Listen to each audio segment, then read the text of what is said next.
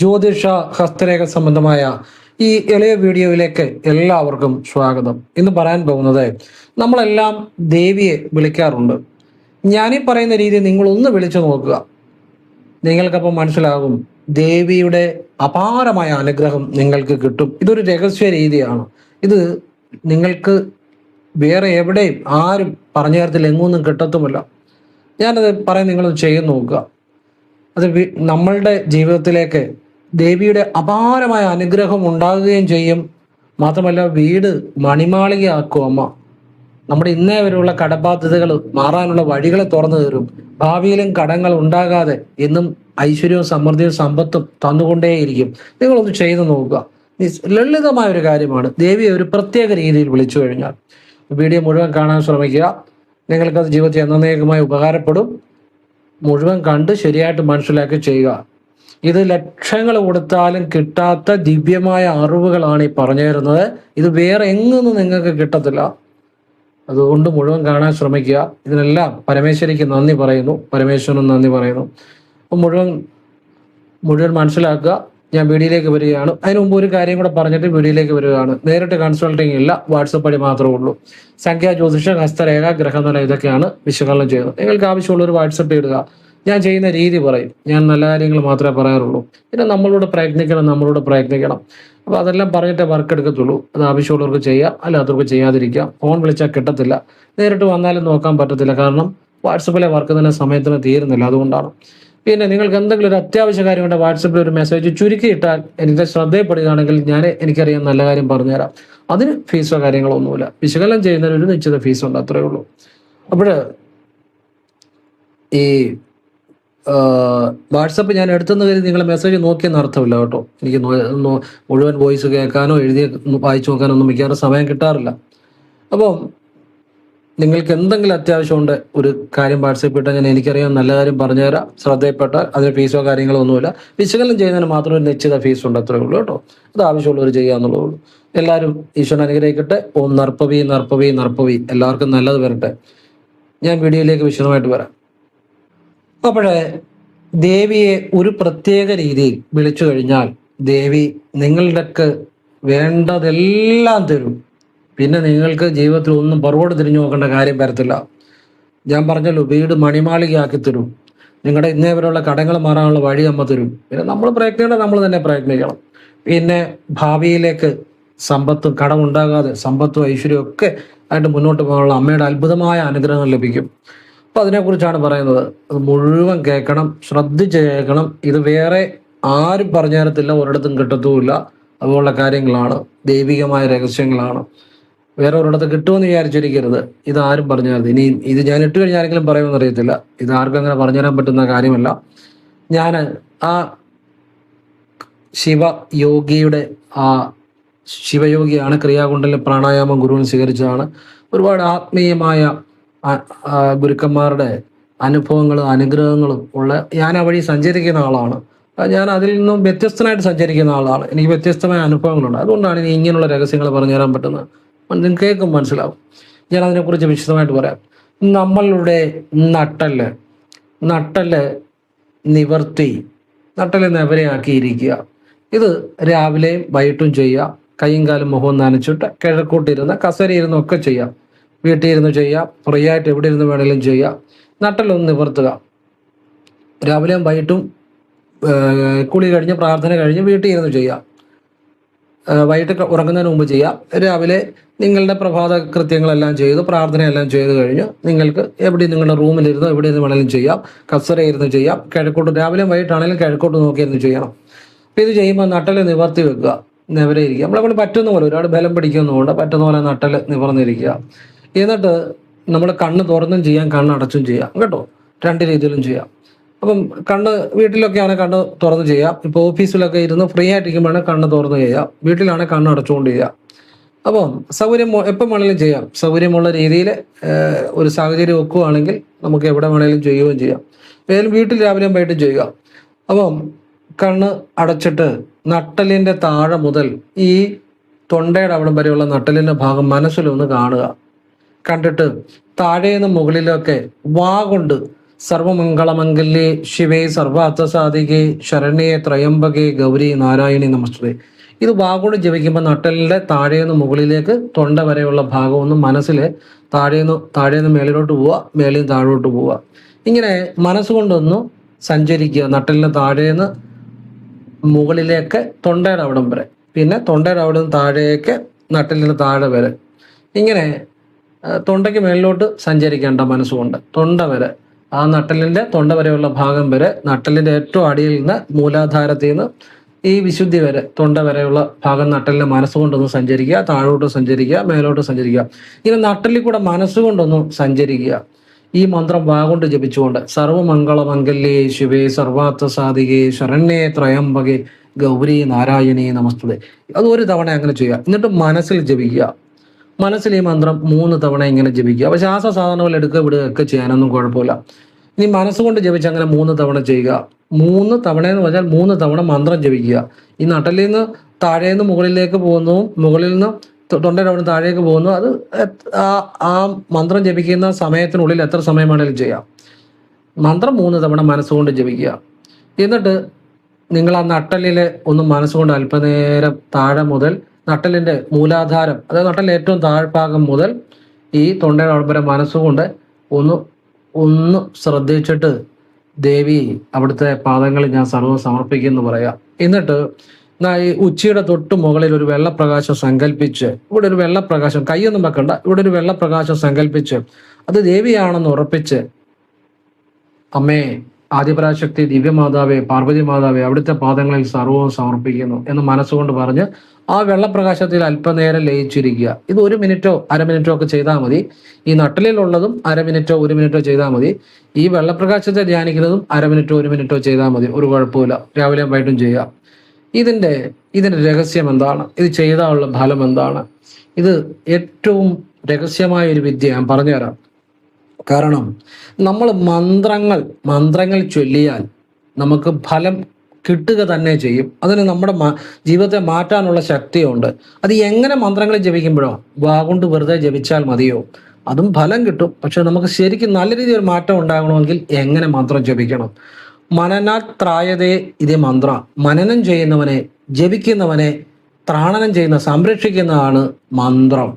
മന്ത്രം ശരിയായി ജപിച്ചാൽ അത് ജപിക്കുന്നവനെ ആ മന്ത്രം സംരക്ഷിക്കുക തന്നെ ചെയ്യും. വേണ്ട എല്ലാ ഐശ്വര്യങ്ങളും ആ ദേവത കൊടുക്കുക തന്നെ ചെയ്യും.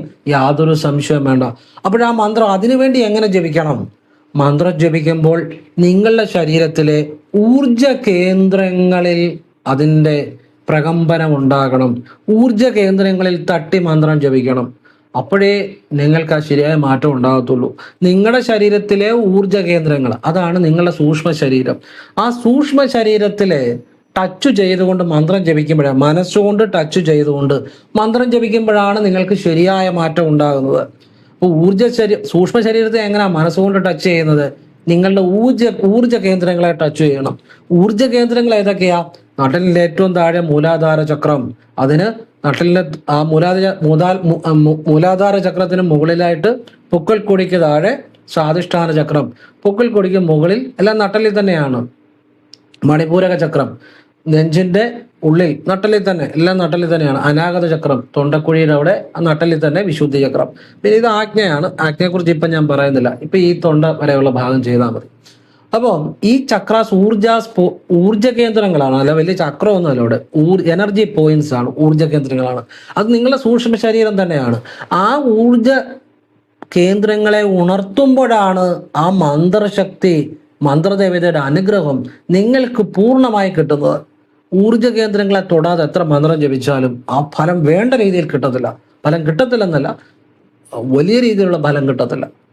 ഫലം കിട്ടും, പക്ഷെ നമ്മുടെ ജീവിതം മാറ്റാനുള്ള, പെട്ടെന്ന് മാറ്റാനുള്ള ആ ദേവതയുടെ ഏറ്റവും അപാരമായ അനുഗ്രഹം കിട്ടണമെങ്കിൽ ഊർജ കേന്ദ്രങ്ങളെ ഉണർത്തണം. ഊർജ കേന്ദ്രങ്ങളെ എങ്ങനെ ഉണർത്തുന്നത്? അതിനാണ് ഈ നട്ടലിലാണ് ഈ ഊർജ കേന്ദ്രങ്ങളെല്ലാം. നട്ടലിൽ കൂടി മനസ്സ് പായിക്കണം.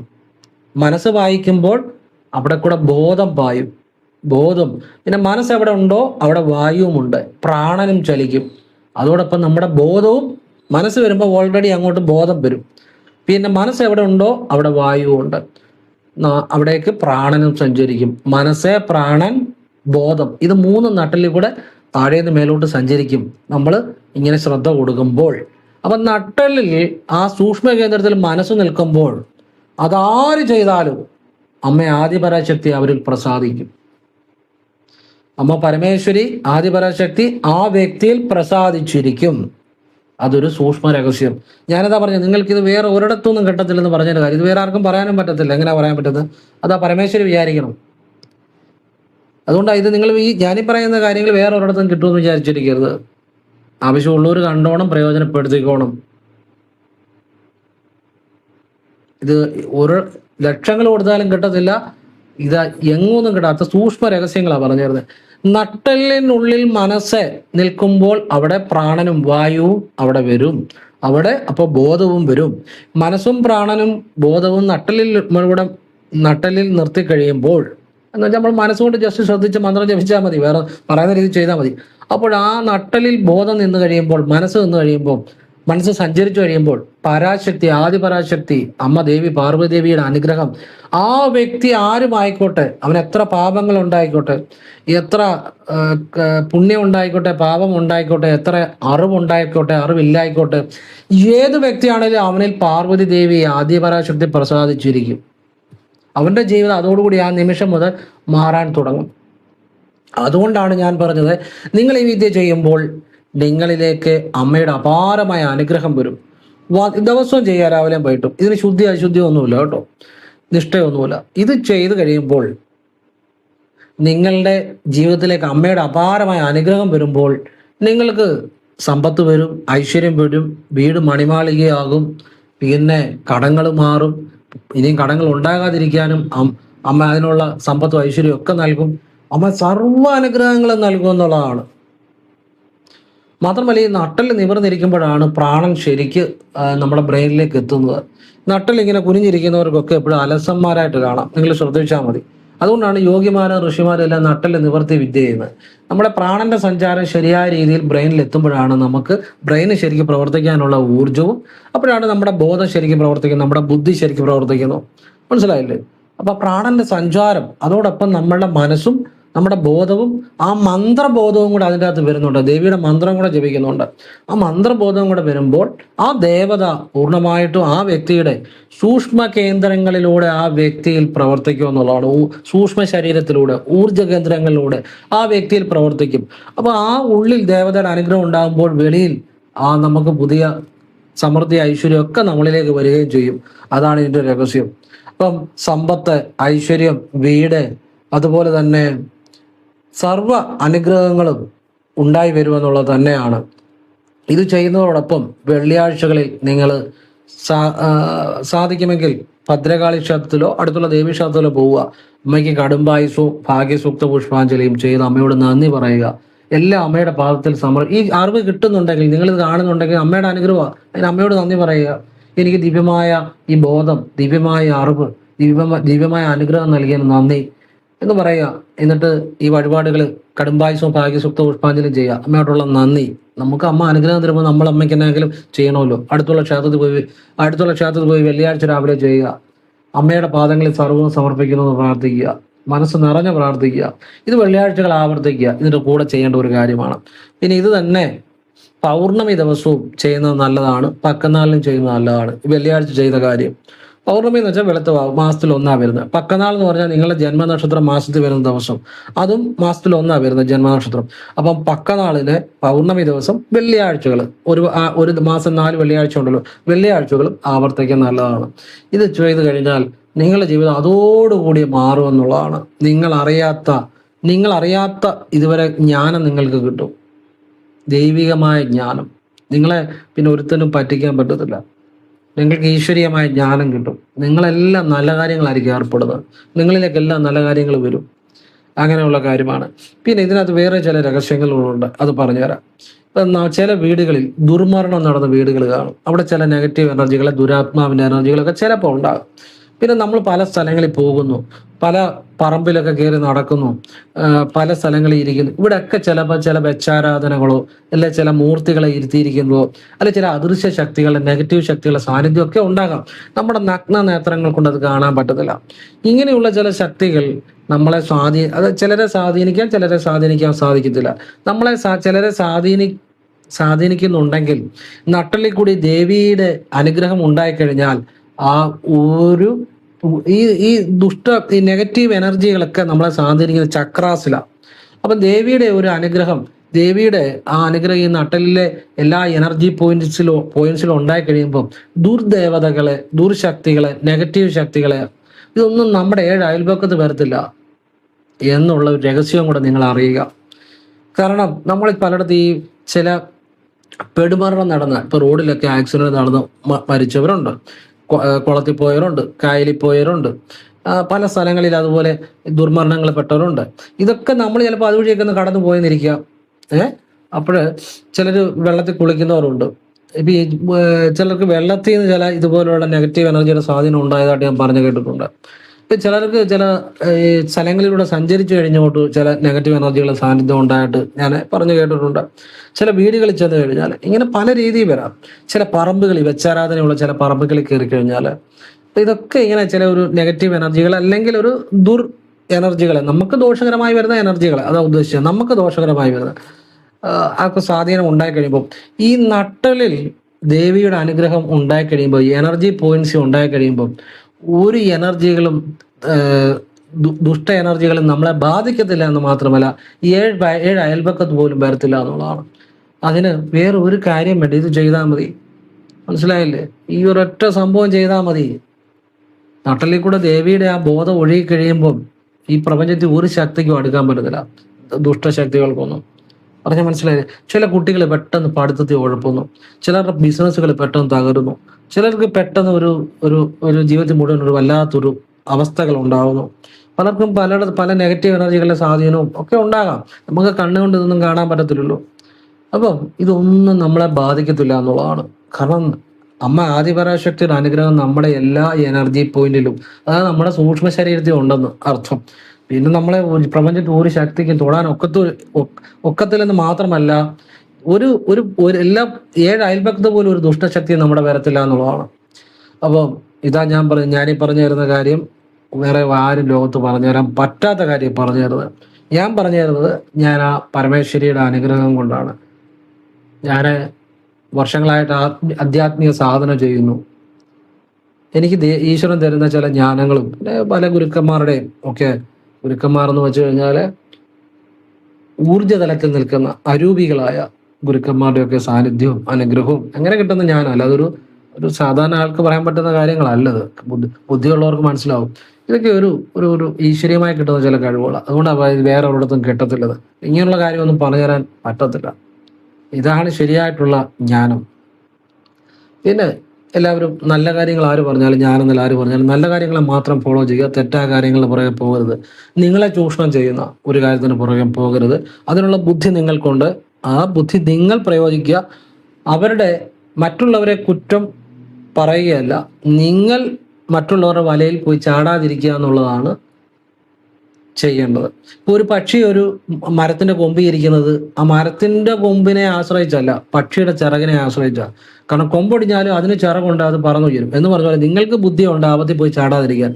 അപ്പോൾ നിങ്ങളുടെ ബുദ്ധിയെ ആശ്രയിക്കുക, മറ്റൊരുത്തിന് പോയി അടിമയാകാതെ കേട്ടോ. എപ്പോഴും സ്വന്തം ബുദ്ധിയെ ആശ്രയിക്കുക, നല്ല കാര്യങ്ങളെ മാത്രം ഫോളോ ചെയ്യുക. അത് ഞാനല്ല ആര് പറഞ്ഞാലും, ഞാൻ ഇതുപോലുള്ള നല്ല കാര്യങ്ങളെ പറയാറുള്ളൂ. അപ്പോൾ ഇതുപോലുള്ള ജ്ഞാനങ്ങൾ ജീവിതം മാറ്റും. ഇതാണ് ജീവിതം മാറ്റുന്നത്. അതുപോലെ തന്നെ ഈ വെള്ളിയാഴ്ചകളിൽ മത്സ്യമാംസാദികൾ ഉപേക്ഷിക്കുന്ന നല്ലതാണ്. എല്ലാ ദിവസവും ഉപേക്ഷിക്കാൻ പറ്റുവാണെങ്കിൽ ഏറ്റവും നല്ലതാണ്. എന്നാൽ പലർക്കും അത് പറ്റാറില്ല. അങ്ങനെയുള്ള ഒരു വെള്ളിയാഴ്ചയെങ്കിലും മത്സ്യമാംസാദികൾ ഉപേക്ഷിക്കുക. വെള്ളിയാഴ്ച കഴിവതും പറ്റുന്ന പോലെ മൗനം പാലിക്കുക. എന്നുവെച്ചാൽ സംസാരിക്കാൻ ഇപ്പം അത്യാവശ്യം സംസാരിക്കേണ്ട കാര്യങ്ങൾ സംസാരിക്കാം, പക്ഷെ വളവളവളാന്ന് കൂടുതൽ സംസാരിക്കാതെ കുറച്ച് മൗനത്തിയിരിക്കാൻ ശ്രമിക്കുക. അത്ഭുതകരമായ ജീവിതം മാറും. ഒരു രഹസ്യമാണ്. കഴിയുന്ന അത്ര വെള്ളിയാഴ്ച ഈ അമ്മയുടെ വിദ്യ കൂടുതൽ ചെയ്യുക. ഫ്രീ ആയിട്ടിരിക്കുമ്പോൾ മതി. വണ്ടി ഓടിക്കുമ്പോഴോ ഒരു ജോലിക്കടയിലോ റോഡിൽ കൂടെ നടക്കുമ്പോഴൊന്നും ചെയ്യരുത്. ഫ്രീ ആയിട്ടിരിക്കാൻ മതി ഈ അമ്മയുടെ വിദ്യ ചെയ്യുക. വെള്ളിയാഴ്ചകൾ കൂടുതലായിട്ട് ചെയ്യുക, എല്ലാ ദിവസവും ചെയ്യുക, വെള്ളിയാഴ്ചകൾ കൂടുതലായിട്ട് ചെയ്യുക. മൗനം കഴിയുന്നത് വെള്ളിയാഴ്ച കൂടുതൽ പാലിക്കുക, മൗനത്തിൽ ഇരിക്കാൻ ശ്രമിക്കുക പറ്റുന്ന പോലെ. പിന്നെ മത്സ്യമാംസാദികൾ കഴിവതും ഉപേക്ഷിക്കുക, ആരെയും കളിയാക്കരുത്, പൊങ്ങച്ചം പറയരുത്, മനസ്സുകൊണ്ട് ശുദ്ധ മനസ്സായിട്ടിരിക്കുക. എന്ന് ജോലിക്ക് പോരൊന്നുമല്ല, ജോലിക്കൊക്കെ പോകാനൊന്നും കുഴപ്പമില്ല. നമ്മൾ എവിടെ ഇരുന്നോ അവിടെ നമ്മൾ ആ രീതിയിൽ ഇരിക്കാൻ ശ്രമിക്കുക. ഞാൻ മനസ്സിലായില്ലേ? വീട്ടിൽ അവധി ഇരിക്കണമെന്നില്ല, അങ്ങനെ ഇരുന്നിട്ടൊന്നും കാര്യമില്ല. നമ്മുടെ കർമ്മം ചെയ്യണം, എപ്പോഴും നമ്മുടെ പ്രവൃത്തി ചെയ്യണം.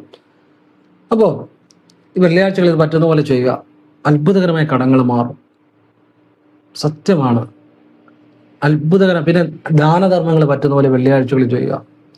ഇതുപോലെ ദേവീക്ഷേത്രത്തിൽ പോകണം, ഈ വിദ്യ കൂടുതൽ ചെയ്യാൻ ശ്രമിക്കുക.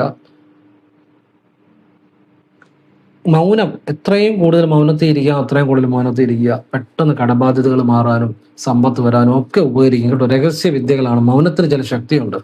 അപ്പൊ ഞാൻ ഈ മൗനത്തിന്റെ ശക്തിയെക്കുറിച്ച് ഒരു അടുത്ത വീഡിയോയിൽ വിശദമായ കുറെ രഹസ്യങ്ങളുണ്ട്, അതൊരു വീഡിയോ ആക്കി പറഞ്ഞു തരാം. മൗന രഹസ്യത്തെക്കുറിച്ച് അത് അറിയുന്ന നല്ലതാണ് കേട്ടോ. അപ്പോൾ ഈ നമുക്ക് എന്ത് കാര്യം ചെയ്തിട്ടും നടക്കാത്ത ഒരു കാര്യം നേടിയെടുക്കാൻ ചില കാര്യം ചെയ്താൽ നടക്കും. അങ്ങനെയുള്ളൊരു കാര്യം പറഞ്ഞുതരാം. പ്രദോഷം എല്ലാ മാസവും ഉണ്ട്. നമ്മൾ കലണ്ടറിൽ നോക്കിയാൽ കാണാം, ത്രയോദശി സന്ധ്യയ്ക്ക് വരുന്ന ദിവസം പ്രദോഷം എന്ന് എഴുതിയിട്ടുണ്ട്. പ്രദോഷത്തിന് അന്ന് വൈകുന്നപാട് ശിവക്ഷേത്രത്തിൽ പോകണം. പ്രദോഷത്തിന്റെ പ്രത്യേകത എന്നാണെന്നറിയോ? ശിവനും പാർവതി ദേവി ആനന്ദ നൃത്തം ആടുന്ന സമയമാണ് പ്രദോഷ സന്ധ്യ. എന്ന് വെച്ചാൽ ഭഗവാനും ശിവഭഗവാനും പാർവതി ദേവി ഏറ്റവും പ്രസന്നരായിരിക്കുന്ന സമയമാണ്. അപ്പൊ എന്ത് ചോദിച്ചാലും തരും, അതാണ് അതിന്റെ രഹസ്യം.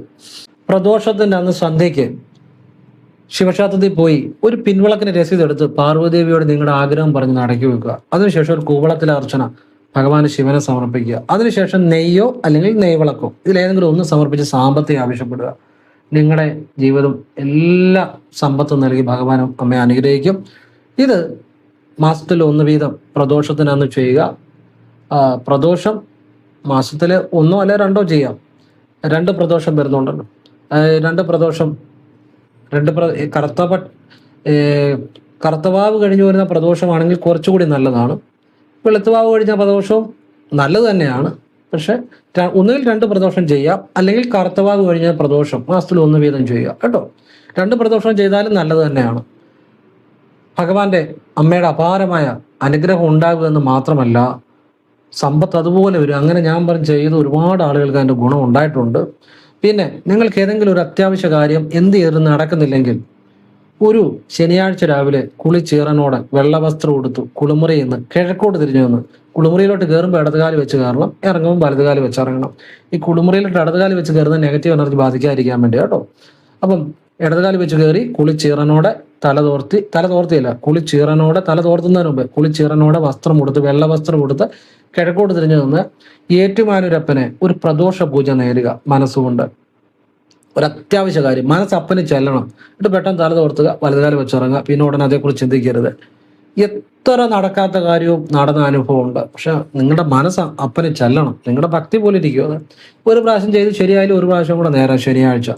എന്നിട്ട് നേരുന്ന ശനിയാഴ്ച ആയിരിക്കണം പോയി ചെയ്യുന്നത്. പ്രദോഷത്തിൻ്റെ അന്ന് പ്രദോഷ പൂജ പോയി ചെയ്യുക. മനസ്സിലായില്ലേ? ഇത് ഒരുപാട് അസാധ്യമായ കാര്യങ്ങൾ നേടിയെടുത്തവരുണ്ട്. ഇപ്പം കുട്ടികളൊരു തെറ്റായ കൂട്ടുകെട്ടുകളിൽ പോകുന്നു, അവർക്ക് അതിൽ നിന്നൊക്കെ വന്ന് നല്ലൊരു വിഭാഗം നടക്കണം, ചെയ്താൽ മതി. നമുക്കൊരു വിദേശ ജോലി, പ്രൊമോഷൻ, ഉയർച്ച, നല്ല വീട്, എന്താ നമുക്കൊരു വലിയ ഏറ്റവും അത്യാവശ്യമായ കാര്യം, എന്ത് ചെയ്തിട്ടും ഒരു മാറ്റമില്ലാത്ത കാര്യം, ഇതുപോലെ ഏറ്റുമാനൂരപ്പനെ പ്രദോഷ പൂജ നേർന്നിട്ട് ശനിയാഴ്ച നേരണം. ഒരു പ്രദോഷത്തിനൊന്ന് പോയി ചെയ്യുക. വിശ്വാസത്തോടെ അപ്പനെ മനസ്സ് ചെല്ലണം. അങ്ങനെ നേർന്നവരുടെ എല്ലാ കാര്യം നടന്നു കിട്ടിയിട്ടുണ്ട്. ഒരു പ്രാവശ്യം നേർന്നു ശരിയായില്ല എന്ന് തോന്നുക, നമ്മുടെ മനസ്സ് നമ്മുടെ കയ്യിലല്ല. ചിലപ്പോൾ നേരുമ്പോൾ മനസ്സിൽ ശങ്ക സംശയം ഇതൊന്നും കൊണ്ട് ബലം കിട്ടത്തില്ല. അപ്പൊ നമുക്ക് തോന്നുന്നത് ശരിയായില്ല, ഒരു ശനിയാഴ്ചയും കൂടെ നേർന്നേക്കണം. അന്ന് തന്നെ നേരരുത്, വേറൊരു ശനിയാഴ്ച. ശരിയായില്ല ഒന്നുകൂടെ നേരല്ലേ, വീണ്ടും മനസ്സ് തൃപ്തി ആകുന്നിടം വരെ നേരാം. ഒരു ശനിയാഴ്ച ഒരു പ്രാവശ്യം ട്രൈ ചെയ്യാവുള്ളൂ.